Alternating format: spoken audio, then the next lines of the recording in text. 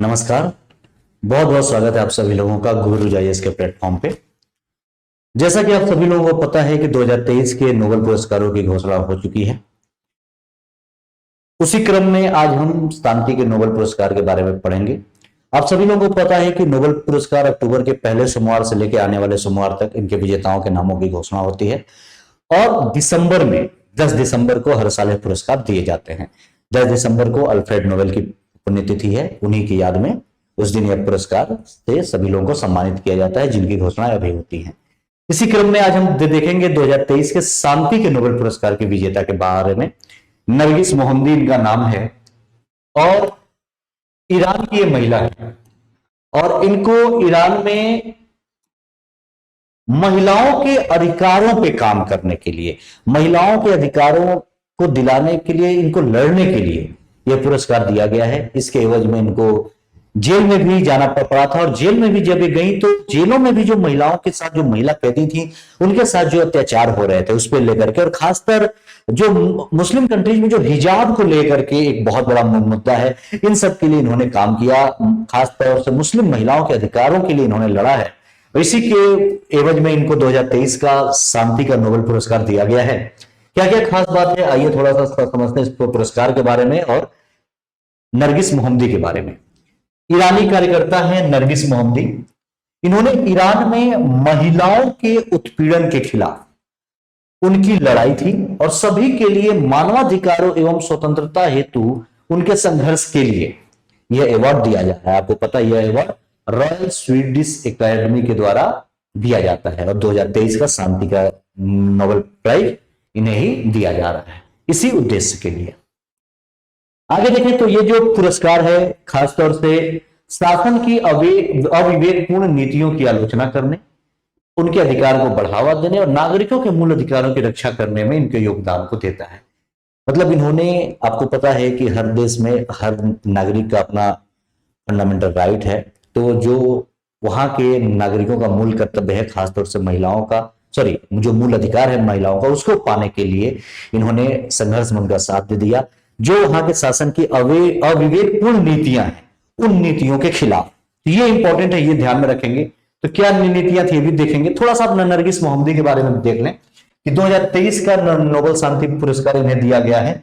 खासतौर से मानवाधिकार और स्वतंत्रता के लिए संघर्षरत ये हमेशा कार्यकर्ता रही हैं। ईरान की ये महिला है।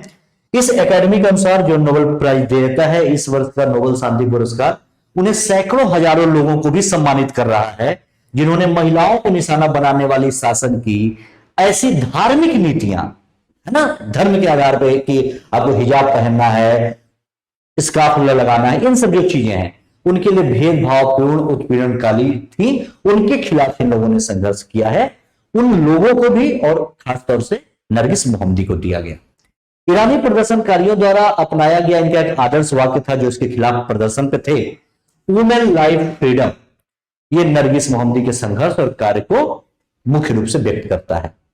महिलाओं के लाइफ के फ्रीडम को लेकर के जितने भी प्रदर्शनकारी थे जिन्होंने इनके कार्य में इनका सपोर्ट किया उनको भी, इन्हीं सब कार्यों के लिए नरगिस मोहम्मदी को यह पुरस्कार दिया गया है। खासतौर से इनके योगदान की और अगर बात करें तो नरगिस मोहम्मदी उस देश में मृत्यु दंड के खिलाफ भी वकालत करती हैं, किसी भी देश में मृत्यु दंड के खिलाफ जहां पे अधिकांशतः फांसी की सजा दी जाती है। इनके और भी योगदान है, जैसे कि मान लो कोई देश जहां पे फांसी की सजा का ही प्रावधान है, उस देश में फांसी की सजा हो उसके खिलाफ भी ये हमेशा वकालत करती हैं। और कॉलेज के दिनों से ही ये महिला अधिकारों की प्रबल समर्थक रही हैं। उसी समय से महिला अधिकारों के लिए ये हमेशा आवाज उठाती रह रही हैं। जेल में बंद कार्यकर्ताओं और उनके परिवारों की सहायता करने के उनके प्रयासों के लिए उन्हें 2011 में पहली बार गिरफ्तार भी किया गया था।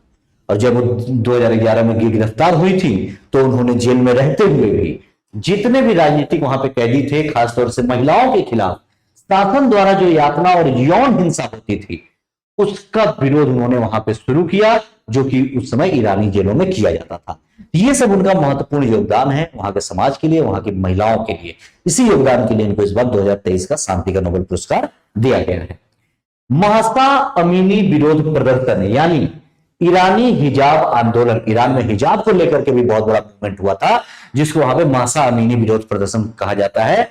इसके दौरान उन्होंने प्रदर्शनकारियों के लिए जेल से समर्थन व्यक्त किया। उस समय जेल में थी और जो भी इसके लिए प्रदर्शन कर रहे थे उनके लिए ये जेल से उनका सपोर्ट करती थी और अपने साथी कैदियों के बीच एकजुटता कार्यक्रमों का भी आयोजन करती थी हिजाब को ले लेकर के।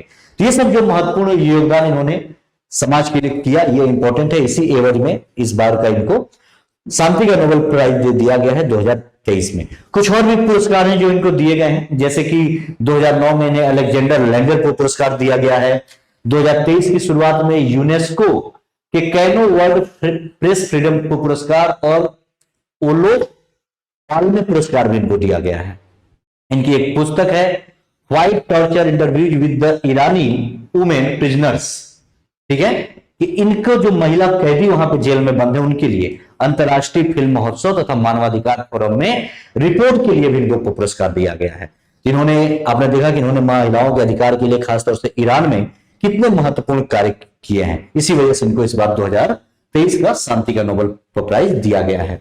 थोड़ा सा ईरानी हिजाब आंदोलन के बारे में देख लें कि खासतौर से इसके लिए उन्होंने कार्य किया, जेल में रहते इन्होंने कार्य किया कि ईरानी विधि महिलाओं को उनके नियमित परिधानों के साथ हिजाब या हेड स्कार्फ पहनने हेतु सख्त निर्देश थे। जो ईरान का नियम है, जो कानून है, वो महिलाओं को क्या कहता है, जो भी वो ड्रेस पहने, ड्रेस के साथ हिजाब यानी जो गले के लपेट के पूरा स्कार्फ पहनते हैं और सर को ढक के उसको पहनने के लिए एकदम सख्त आदेश है।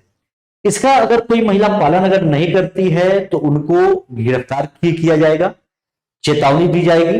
कई मामलों में कड़ी सजा के भी प्रावधान देखने को ईरान में मिलते हैं। इन्हीं सबके खिलाफ इन्होंने आवाज भी उठाई थी। एक 22 वर्षीय थी महसा अमीनी, इन्हीं के उस पे हिजाब वाला प्रदर्शन हुआ था। तो इसी आंदोलन पे ईरानी महिलाओं के परिधानों से संबंधित नियमों को उल्लंघन करने के आरोप में महसा अमीनी को गिरफ्तार कर लिया गया था और इनको गिरफ्तार करने के बाद इनकी गिरफ्तारी और इनकी मृत्यु हो गई थी।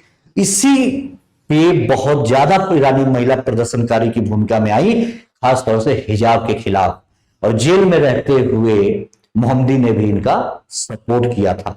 तो इन्हीं सब उद्देश्यों से उनको विरोध प्रदर्शन करने के लिए प्रेरित किया था।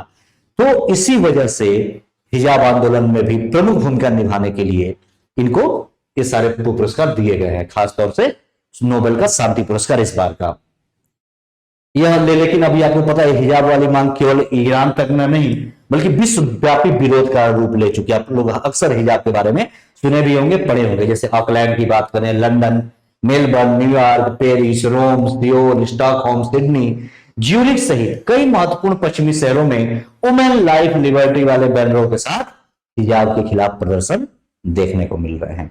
ये सब महत्वपूर्ण योगदान है इनका महिलाओं के लिए, इसी के उसमें इनको इस बार प्राइज दिया गया है। अगर आप लोग 22 का देखना चाहें तो जैसे 23 का है, तो एक क्रम में 22 का नोबेल शांति पुरस्कार बेलारूस के एक मानवाधिकार अधिवक्ता थे, नाम था एलेस ब्यालिस्तात्की, इनको दिया गया।